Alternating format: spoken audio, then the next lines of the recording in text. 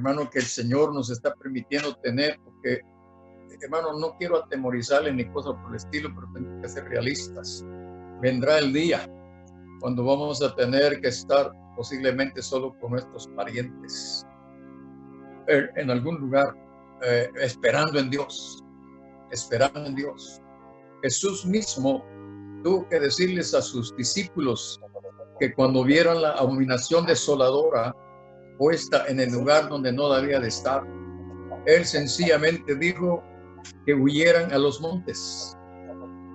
Así nosotros hoy, hermanos, hemos huido, por decirlo así, ¿verdad? Ha sido una bendición que se nos haya aconsejado estar encerrados en nuestras casas. Hemos evitado mucho, pero mucho mal, mucho daño para nuestras vidas, y no solo las nuestras, sino las de los que amamos. Estamos protegidos bajo las alas del Señor, y ahí permanezcamos y aprendamos a vivir, hermanos, guardados bajo las alas del Señor.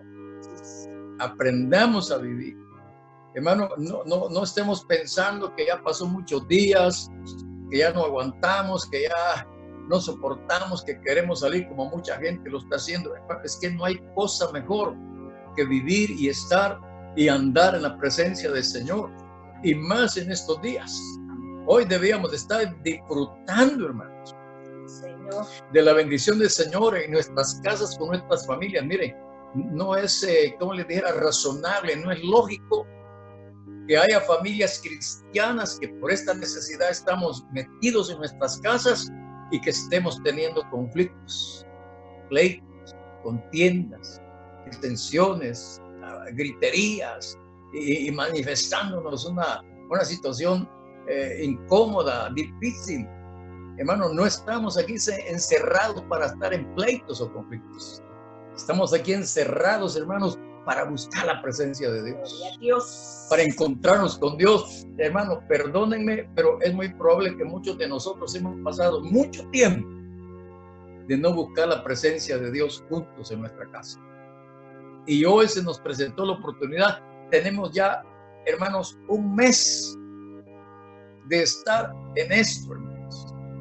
A esta altura ya hubiéramos aprendido a convivir juntos, hermanos, a participar no solamente de los alimentos y del ambiente de nuestro hogar, sino del ambiente familiar, que es el que realmente debemos experimentar día tras día. No va a ser necesario que nos vuelvan a encerrar para esto. Aprendamos hoy y de veras disfrutemos, hermanos. Miren, desarrollemos el amor fraternal. Hoy es el momento, hermanos, de aprender a sobrellevarnos, de aprender a soportarnos, a tolerarnos, a aguantarnos lo que sea necesario. Aprendamos a donar y a amar allí en nuestras casas a nuestros parientes, a los difíciles de soportar, a los difíciles de aguantar, a los difíciles de sobrellevar. Hermanos, que aprendan con la demostración que nosotros podemos hacerles a ellos, que los soportamos y los sobrellevamos. Ellos deben aprender con nuestra gente. Aprovechemos eso, hermanos. Esta es una introducción nomás, porque fíjense en el capítulo 6 del libro de los Hechos, lo que pasó cuando el número de los discípulos creció. ¿Qué vino por el crecimiento de la iglesia? Examinemos. Abraham y Lot se separaron cuando, hermanos, las riquezas de ellos, que eran representadas en su ganado, ya el pasto no alcanzaba, ya el espacio era muy reducido. Así es que tuvieron que separarse. Ustedes saben el resto de la historia y qué pasó con Lot y qué pasó con Abraham. Pero más tarde Jacob con Esaú, allá, hermanos, en Siquem, ¿qué pasó con ellos? Otra vez el mismo fenómeno. Volvieron a entrar en conflictos porque su ganado aumentó, sus riquezas aumentaron y decidieron separarse. ¿Para dónde se fue Esaú? Se fue para Edom o el monte Seir. Allá se quedó y allí le dio Dios herencia, ¿verdad? Y Jacob buscó su lugar Hoy estamos aquí, ustedes y nosotros, en nuestros hogares. Hermanos, que no nos parezca estrecho el lugar donde estamos. Que no nos parezca difícil entrar, hermano. El Señor está haciendo todo lo posible para que entremos en la verdadera relación donde el Espíritu Santo le agrada morar. Sí, Señor. En un ambiente donde Él se sienta feliz, agradado, un ambiente espiritual. Recuerden que donde hay pleitos y contiendas no mora el Espíritu Santo. Amén. Y estamos hablando del libro de los Hechos y le hemos llamado los Hechos del Espíritu Santo. También se llaman los Hechos de los Apóstoles, ¿verdad? Pero, hermanos, en este momento disfrutemos que el Señor está derramando de su Espíritu Santo en nuestra vida para fortalecernos en este tiempo de guerra, en este tiempo de batalla, en este tiempo de lucha. No estamos luchando con la gente afuera. No estamos luchando con ningún problema afuera. Hoy estamos luchando con los problemas de nuestro corazón y con los problemas de nuestra familia, nuestros hijos, nuestra esposa, etc. Aprendamos, hermanos, y ayudémonos unos a otros para que cuando todo esto pase, cuando todo esto termine, hayamos aprendido lo que significa habitar los hermanos juntos en armonía. Amén. Hayamos aprendido cuán delicioso es habitar los hermanos, habitar la familia junta en armonía. Amén. Saben, hermanos, una de las cosas de la iglesia en los principios era la unidad, la comunión. Hermanos, era la armonía, era el sobrellevarse los unos a los otros, pero ellos vivían en un ambiente espiritual donde compartían el pan y donde compartían también las oraciones. Y todos eran sustentados espiritualmente en la doctrina de los apóstoles. Hoy estamos aquí, hermanos, y como nos dijo hace poco una persona, hermanos, yo estoy siendo alimentada a través de las predicaciones que ustedes están haciendo todos los días. ¡Qué bendición esa! Y vamos a ver que aquí, en Hechos 6, se habla de dos mesas. De dos mesas. La mesa de la comida corriente, normal, natural, pero también la mesa de la palabra. Sí, Señor. Los discípulos dijeron que ellos no iban a dedicarse a las mesas, no habían sido escogidos o llamados para eso. Ellos habían sido escogidos para llevar la palabra y hacer oración por el pueblo. Así es que tenemos la mesa de los apóstoles, la mesa del Señor en ese sentido, y tenemos la mesa. Es lo que tenemos aquí. Pero fíjense, amados, después de que los discípulos han sido azotados, han sido cuestionados, han sido, hermanos, puestos en una posición de incomodidad por predicar el nombre de Jesús. Hermanos, dice que ellos después que salieron de haber sido azotados, verso 41, capítulo 5 de Hechos, salieron de la presencia del concilio gozosos de haber sido tenidos por dignos de padecer afrenta por causa del nombre. Y me causa una impresión tremenda ver que esa no era la realidad de las, por lo menos, sino de toda la gente, grupo de personas que se dejaron, hermano, ganar ventaja por la comida natural. Porque dice ahí, hermanos, fíjense, que debido a que creció el número de los discípulos, hubo murmuración. Todavía no se había escrito 1 Corintios 10, donde el apóstol Pablo dice que no seamos como Israel en el desierto. Ellos murmuraron y murmuraron y murmuraron y tentaron a Dios 10 veces. Y por esa razón muchos quedaron postrados en el desierto. Qué dañina es la murmuración. Yo no sé estos días cuántos en nuestros hogares hemos sufrido por la murmuración de algún miembro de nuestra familia. No sé, no me lo vayan a contar. Pero yo estoy pidiendo al Señor que nos ayude para que seamos sanados de esa condición muy, pero muy dañina. Dice aquí que hubo murmuración de los griegos contra los hebreos. Se formó un conflicto, habían discusiones, habían pleitos, habían contiendas, y no estaban mostrando otra cosa más que los corintios mismos, hermanos, que el apóstol Pablo dice que debido a que tenían este tipo de manifestaciones, Pablo les dice que son carnales y andan como hombres. Qué terrible eso, hermanos. Aquí están ellos con esa situación. Pero escuchen, hermanos. Dice en el verso 2, entonces los 12, incluyendo a Matías ya, convocaron, dice, a la multitud de los discípulos y dijeron, mire, cuando dice la multitud de los discípulos, se había llegado a un punto que ya no es, por lo menos ya no dan números aquí. Comenzaron contando 3,000, 5,000, muchos más y muchos más y muchos más, y se añadían más y más y más. Algunos han estimado que a esa altura, aunque yo creo que el número es un poco, ¿cómo le diré? Se queda un poco corto. Yo creo que a esa altura tenían más de 20,000 personas. ¿Qué problema se formó por el crecimiento de la iglesia? Y escuchen, algunos pastores anhelamos que la iglesia crezca, buscamos que la iglesia crezca. Pero cuando la iglesia crece, ¿qué esperamos que suceda? Cuando la iglesia crece, también aumentan los problemas. Debemos buscar el crecimiento de la iglesia, pero también debemos prepararnos para las situaciones que se generan por el crecimiento de la iglesia. Debemos prepararnos. Parece ser que ellos no estaban, por decirlo así, humanamente preparados.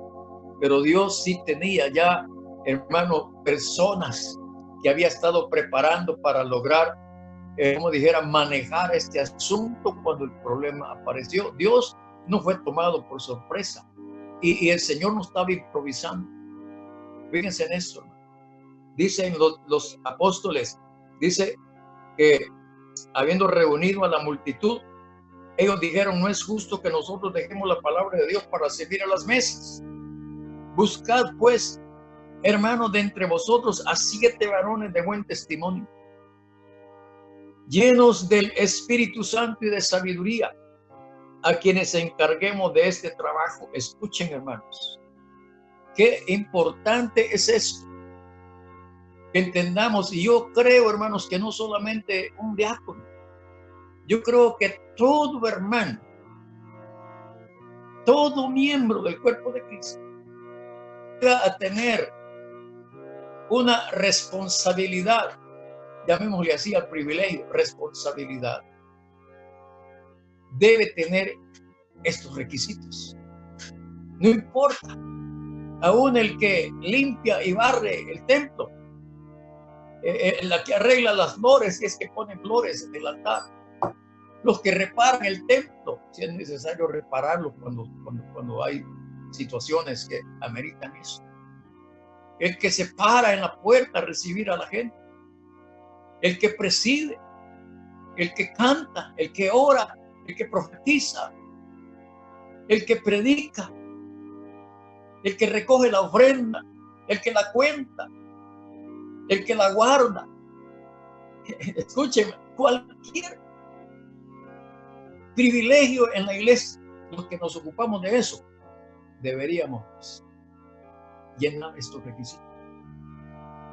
Solo de esa forma podemos ser fieles, dirigidos, orientados por el Espíritu Santo, dándonos a conocer la importancia, la relevancia que tendrá, hermanos, cualquier cargo, cualquier nombramiento, cualquier privilegio que se nos sea concedido. Es de mucha honra. El apóstol Pablo dice, yendo allá a la primera carta de Timoteo, vamos al capítulo 3 de la primera de Timoteo, 8 al 13. Vamos ahí, hermano, que veamos.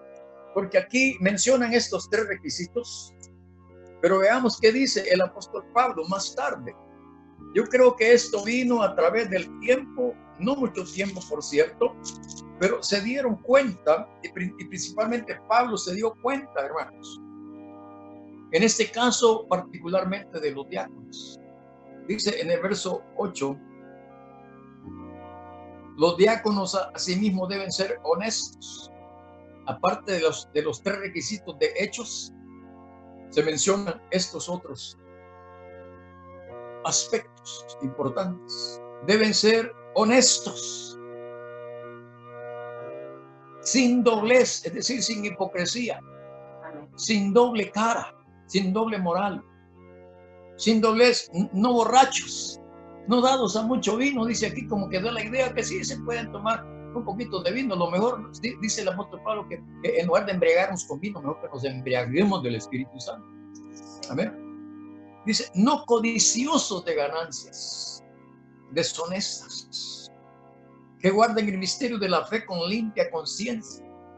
Y esos también sean sometidos a prueba primero, y entonces, hasta que se vean esas virtudes, porque están en un entrenamiento, en una escuela, vienen los juicios de Dios por los desórdenes, vienen los juicios de Dios, hermano, por la falta de carácter y por la falta de madurez, por la falta de visión, por la falta, hermanos, de entrega, por la falta de consagración y por la falta, hermano, de observación responsable de los cargos, privilegios, lo que sea que a cada uno de nosotros se nos dé para que tengamos honra. Fíjense lo que este pasaje sigue diciendo, hermanos, hablando de los diáconos. Dice que deben ser sometidos a prueba y entonces ejerzan el diaconado si son irreprensibles. Para ser irreprensibles necesitamos observar estas cosas. Quizá algunos tengamos que aprender en el camino, o sea, mientras trabajamos, que vamos a ir aprendiendo, dando golpes por aquí, golpes por allá, pero seamos humildes también y aceptemos, hermanos, cuando tenemos que ser corregidos. Aquí debería entenderse que hay más cosas todavía, porque ¿dónde queda el fruto del Espíritu? Amén. Amor, gozo, paz, paciencia, bondad, fe, templanza, longanimidad. ¿Y dónde queda el ser misericordiosos y compasivos? ¿Dónde queda ser practicantes del amor fraternal no fingido? ¿Dónde queda el no mentir los unos a los otros? ¿Dónde queda el no defraudarnos? ¿Dónde queda el no andar chambreando? ¿Dónde queda todas esas cosas que están pasando en las iglesias y en nuestra congregación? ¿Por qué no decir? Yo espero que me entiendan y tengan la paciencia de recibir esta exhortación hoy. Voy a saltar el 11 por un momentito. Los diáconos sean maridos de una sola mujer y que gobiernen bien sus hijos y sus casas. Hermanos, por todos lados, en las congregaciones, esto es una falta muy recurrente y muy grave, por cierto. Francamente, si quisiéramos aplicar literalmente y de manera puntual todo esto, ay, amados hermanos, ni a diácono llegaríamos muchos pastores, ni a diácono llegarían muchos grandes hombres, entre comillas. Con esto no estoy diciendo que no podemos entrar en este grado honroso, como dice aquí, hermanos, porque los que ejerzan bien el diaconado ganan para sí un grado honroso y mucha confianza en la fe que es en Cristo Jesús. Qué precioso es llegar a ser un diácono de la iglesia. Qué importante, qué grande, qué glorioso es llegar a ser un diácono con estas características, ¿no creen? Anhelemos. Aquellos que están por ahí, que no se atreven, no se animan, anhelen el diaconado para servir en la obra del Señor, para servir a las mesas del Señor, y no solamente poniéndose un delantal o metiéndose a una cocina a preparar algo delicioso para la congregación en un tiempo de actividad. Porque ciertamente los diáconos aquí estaban sirviendo a las mesas, pero ¿qué puede o qué podemos decir nosotros del capítulo 7, hablando de Esteban el diácono? O de Felipe el diácono allá en Samaria. ¿Qué podemos decir de ellos? ¿Qué ejemplos? Ellos no solo servían a las mesas, Eran hombres que estaban llenos del Espíritu Santo, llenos de sabiduría y gozaban, hermano, de una reputación muy importante dentro de la congregación, tanto que la congregación unida, hermanos, esa multitud de gente decidió escoger a estos hombres porque los conocían, porque sabían quiénes eran, porque sabían cómo vivían. No sé, hermanos, pero allá estos 7 diáconos obviamente han de haber tenido hogar, han de haber tenido familia, hijos, y seguramente han de haber llenado este requisito. No estoy en contra de los diáconos actuales. Lo que estoy diciendo es que los que ya están en el diaconado deben de esforzarse por llenar estas condiciones, y aquellos que lleguemos o lleguen al diaconado, que entiendan, que comprendan, que sepan exactamente qué es lo que significa esto, y no para andar envanecidos, sino para andar humillados delante de Dios y vivir con mansedumbre sirviendo al cuerpo de Cristo. Sí, Señor. Amén. Amén. Sin renegar, sin murmurar, sin estar jactándose. Hermano, hay muchísimas historias acerca de los diáconos de muchos lugares, y no historias muy buenas y muy agradables, dolorosas, tristes, vergonzosas. Que Dios nos dé la gracia, amados hermanos. Y fíjense lo que sucede con las diaconisas. Las mujeres, dice en el verso 11, asimismo sean honestas, no calumniadoras, no sobrias, fieles en todo.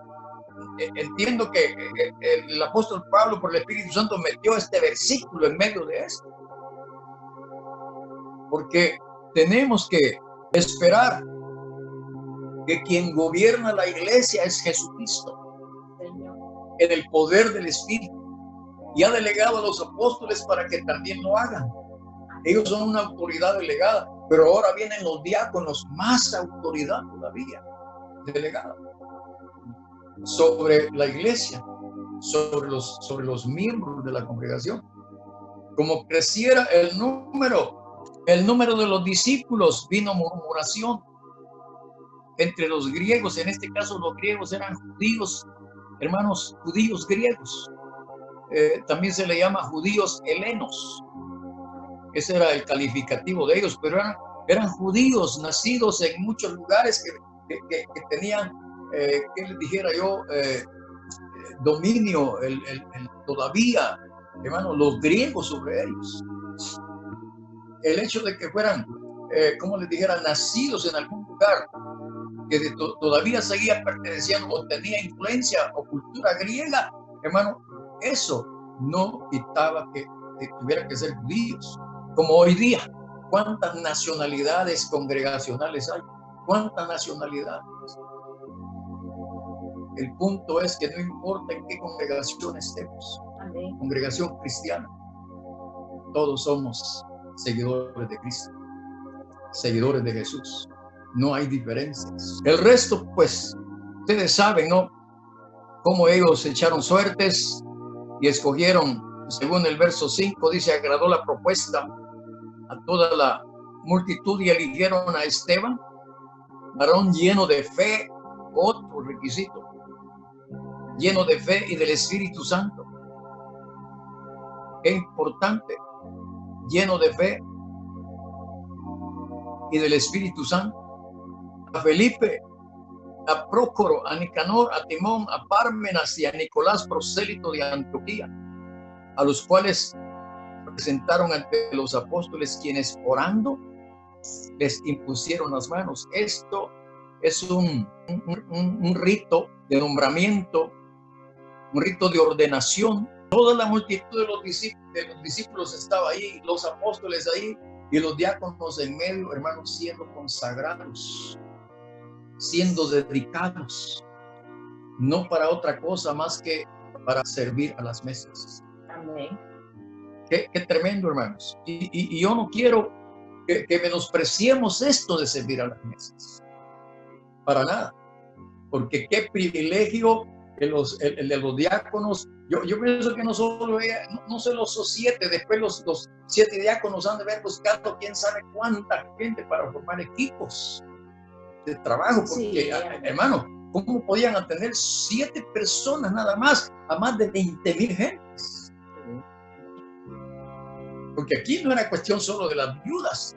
Yo pienso que tenían que atender a mucha más gente. Esto me trae al recuerdo lo que pasaba con Moisés, capítulo 18 de Éxodo. Me trae al recuerdo esto, a la memoria del Señor. 18, del 3 al 26. Ustedes saben la historia.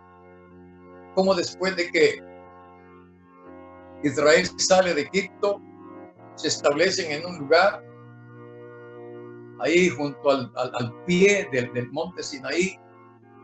Y ahí Moisés se ponía, dice, cada mañana se sentaba para juzgar al pueblo. Jetro lo visita llevando a Séfora y a sus hijos a Moisés. Y se queda esa noche durmiendo ahí ese día. Y a la mañana siguiente se levanta Jetro y mira a Moisés que está en su trabajo, en su labor, atendiendo las necesidades del pueblo. Y Jetro se da cuenta de esto y le dice, no está bien lo que haces. No vas a aguantar, no vas a poder soportar llevar tú solo esta carga. Esta era una de las razones que yo considero por qué los diáconos fueron o aparecieron en la vida de la iglesia. Porque el pastor necesita el apoyo, el respaldo de hombres y mujeres que tengan todos estos requisitos, estas condiciones para que sean efectivos en ayudar al pastor, hermano, y ayudar a la congregación. Qué privilegio, qué bendición de servicio, qué clase de siervos se ven aquí, hermano. Jetro le recomienda a Moisés que busque entre el pueblo hombres que tengan ciertas cualidades. Estoy leyendo 18:21 de Éxodo. Además, escoge tú de entre todo el pueblo varones de virtud, temerosos de Dios, varones de verdad. Quizás hay varones de mentira. Varones de verdad, que aborrezcan la avaricia, y ponlos sobre el pueblo por jefes de millares, de centenas, de 50 y de 10. Ellos juzgarán al pueblo en todo tiempo, y todo asunto grave lo traerán a ti, y ellos juzgarán todo asunto pequeño. Así aliviarás la carga de sobre ti y la llevarán ellos contigo. Si esto hicieres, si Dios te lo mandare, tú podrás sostenerte, y también todo este pueblo irá en paz a su lugar. Yo quiero pensar y creer que esto estuvo funcionando durante toda la vida de Moisés. Quiero pensar y creer que esto siguió funcionando toda la vida de Josué. Quiero pensar, quiero creer que desde los días de los apóstoles, esto, hermano, cuando ha funcionado o cuando funciona bien en alguna congregación, esa congregación tiene orden y el crecimiento no es problema. Porque siempre hay gente capacitada para atender a los recién nacidos o atender a los muy viejitos. No importa. Qué bueno es que podamos tener oficiales en la iglesia que puedan ocuparse de cada área de necesidad de la congregación. Eso agrada grandemente al Señor. Miren, hasta este punto la iglesia había caminado bien hasta que confrontan este problema, la distribución de la comida. Un buen líder delegará su responsabilidad en otros. Los apóstoles determinaron, hermanos, que ya tenían algo que no debían descuidar, la oración y la predicación de la palabra, según los versos 2 y 4. Escogen a estos diáconos y ya sabemos cuáles son los requisitos. Y era, hermanos, interesante que aún para servir a las mesas, hermanos, en ese tiempo se necesitaba tener la unción. Estos fueron escogidos por la congregación. Fue un problema en cuanto al concepto de autoridad. Hoy día es el clero y el laicado de las congregaciones. Que los milagros y la predicación, podemos darnos cuenta más adelante que no era una característica y obligación solo de los apóstoles. Lo digo por el caso de Esteban. Y más tarde otros, porque el caso de Felipe es muy elocuente, muy relevante. Que Dios nos ayude para que podamos Amados hermanos, entender esto y que nos apliquemos verdaderamente al servicio del Señor. Volvamos, hermanos, allá a Hechos, y voy a ir concluyendo, compartiendo el resto de esa escritura. Hermanos, allí a continuación de la elección de los diáconos hay algo bien importante, hermano, porque hallamos a uno de los que encabezan la lista de los diáconos, y dice que Esteban era un hombre, hermano. En el verso 8, vean, menciona otras características. Y Esteban, lleno de gracia y de poder, hacía grandes prodigios y señales entre el pueblo. Hermano, qué diácono. Ya quisiéramos algunos pastores tener un diácono como este. ¿Y por qué no decir 7 como ese? ¡Wow! Eso sería, pero no sé, fabuloso. Eso no quiere decir que no podemos tenerlos. Deberíamos buscar tenerlos. Esteban enfrenta un problema tan tremendo, y quiero que ustedes, hermanos, entiendo que ustedes han estado leyendo, estudiando este libro, pero quiero pedirles que ustedes se fijen, analicen, estudien a Esteban en este capítulo. Fíjense otra de las cosas que sucedió con Esteban. Dice en el verso 15 del capítulo 6, hablando de Esteban, estoy viendo el carácter, la naturaleza, hermano, la actitud, qué sé yo, todo este diácono precioso. Entonces todos los que estaban sentados en el concilio, al fijar los ojos en él, vieron su rostro como el rostro de un ángel. ¿Qué cara tienen hoy nuestros diáconos? Y no necesariamente porque nos están atacando. ¿Qué rostro deben tener los diáconos en las congregaciones? Si estos hombres duros, perversos, malvados, podían ver en Esteban el rostro de un ángel, ¿qué pueden ver aquellos que están en paz con un diácono, o un diácono esté en paz con la congregación?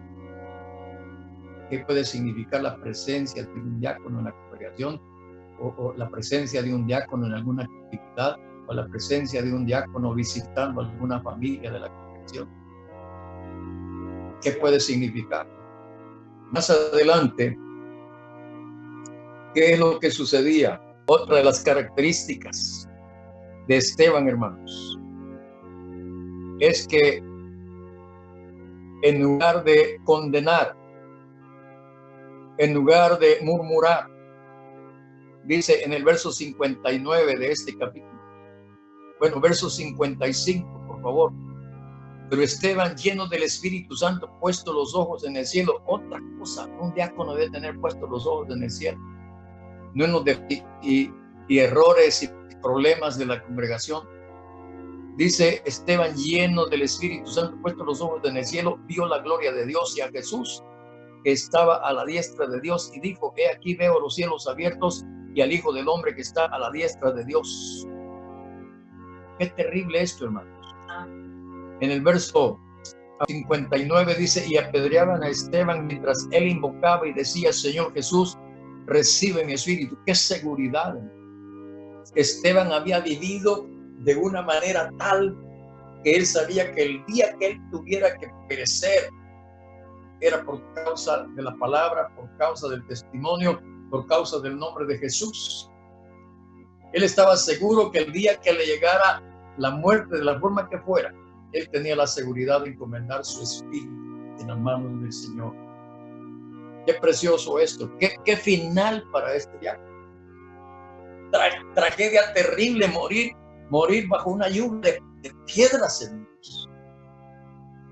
Pero eso se queda, hermano, corto ante la gloria, ante la magnificencia de la experiencia de Esteban, teniendo los cielos abiertos y viendo a Dios, y viendo al Hijo de Dios sentado a la diestra del trono de Dios. Qué recompensa más grande, hermanos.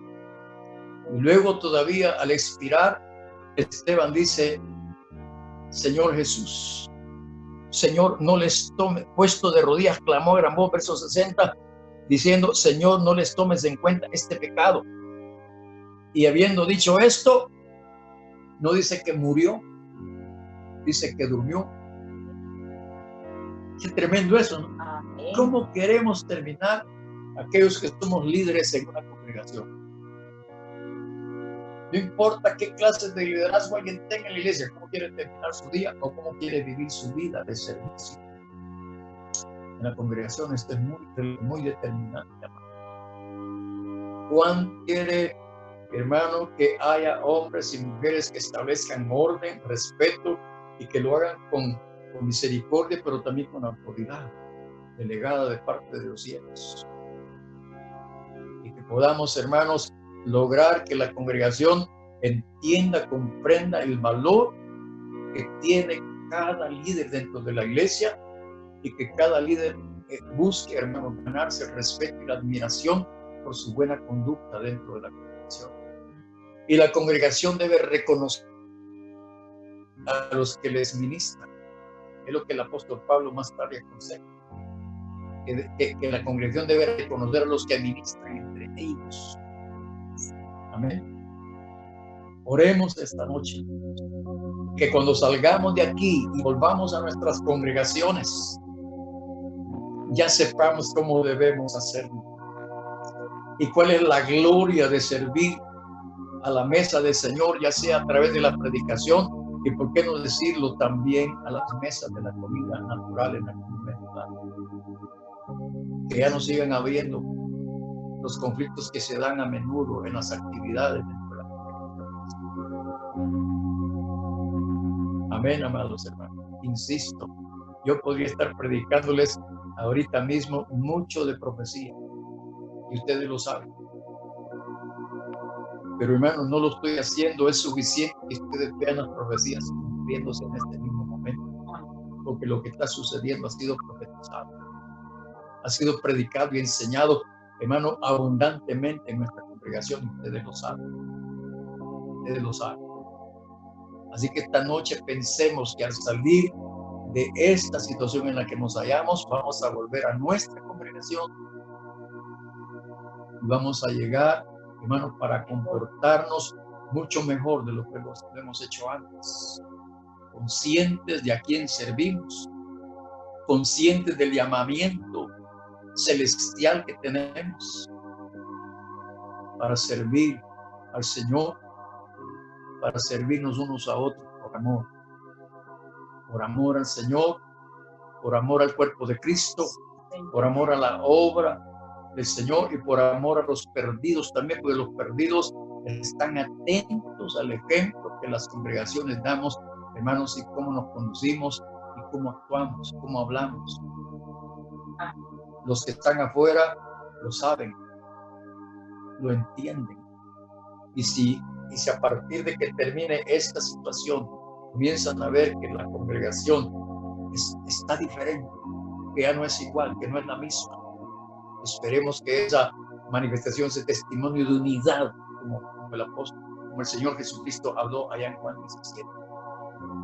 Si mantenemos la unidad y el vínculo perfecto que es el amor, la gente creerá que Jesús ha sido enviado. Bien, cuando salgamos de aquí, que la gente sepa que nos hemos estado encontrando con Jesús, hemos estado hablando con Jesús, hemos estado alabando a Jesús, que hemos estado adorando a Jesús, que hemos estado en su presencia, que la gente lo sepa. Cuando nosotros salgamos de esta situación, porque va a haber una gran necesidad. Mucha gente, hermano, en todas partes, y espero que también nuestra pequeña congregación en número, pequeña congregación en número, pueda, hermanos, la gente ver y van a querer estar con nosotros, porque se van a dar cuenta que Jesús está con nosotros. Se van a dar cuenta que el Espíritu Santo está con nosotros. Se van a dar cuenta que tenemos unidad. Se van a dar cuenta que tenemos, hermanos, funcionando el amor fraternal no fingido y que estamos preocupándonos los unos por los otros como debe ser. Sí, Señor. Oremos al Señor. Y hermano, si ya faltan pocos días para que esto termine, que los pocos pocos días que faltan los aprovechemos, hermanos, Sí, Señor. y que hagamos lo que tenemos que hacer. Dios nos ha metido en esto para prepararnos para la obra, para el trabajo, para la tarea que va a venir después. Sí, Señor. Porque va a haber mucha gente ansiosa. Va a haber mucha gente con muchas preguntas. Va a haber mucha gente, hermanos, buscando. Va a haber mucha gente, hermano, queriendo estar en nuestras congregaciones. ¿Qué les vamos a decir? ¿Qué les vamos a dar? ¿Qué les vamos a demostrar? Es tiempo que lo entendamos, hermanos, y nos dispongamos. Amén. Les amo en el Señor. Deseo lo mejor de Dios para cada uno de ustedes. Hermanos, que Dios siga visitándonos. Que Dios siga obrando en cada uno de nosotros, en nuestras familias, en nuestros hogares. Para que cuando salgamos, hermanos, verdaderamente seamos verdaderos discípulos de Jesucristo. Señor. Oremos, hermanos. Padre, te alabamos y te bendecimos, porque tú eres bueno, porque tú eres maravilloso, porque tú eres glorioso, Señor. Señor, en ti no hay causas secundarias. Señor, esto puede ser un fruto precioso que puede resultar, Señor, de toda esta situación difícil que ha venido. Porque muchos hemos sido encerrados en nuestras casas para meditar.